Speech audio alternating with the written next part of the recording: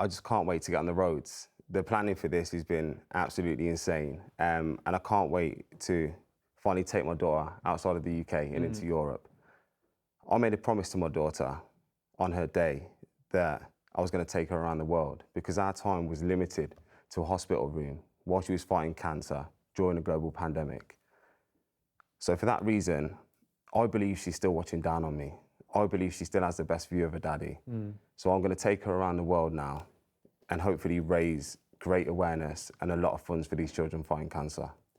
Do you mind me asking how you're doing?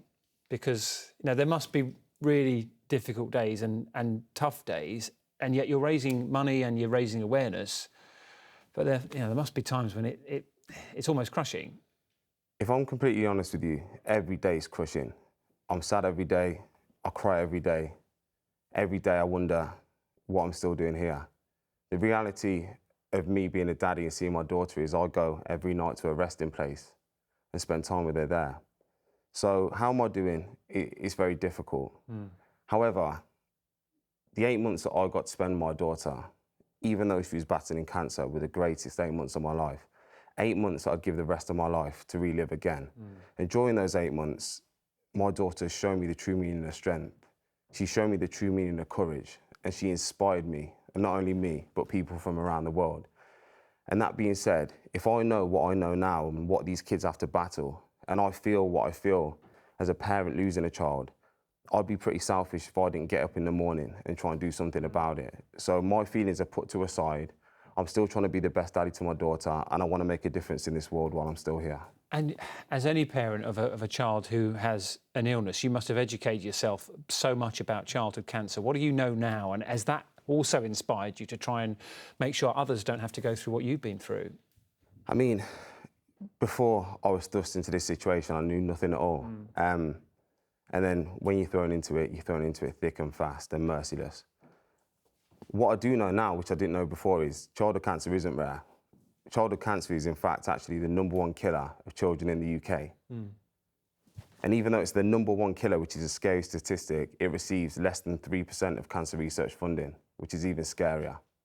This has a lot of effects in that childhood cancer space, meaning that there's not enough new talent going into that space, there's not enough research going into that space, and fundamentally, GPs are not trained to spot cancer early enough in children. So when they get diagnosed, they're at an advanced stage, which severely impacts their survival rate.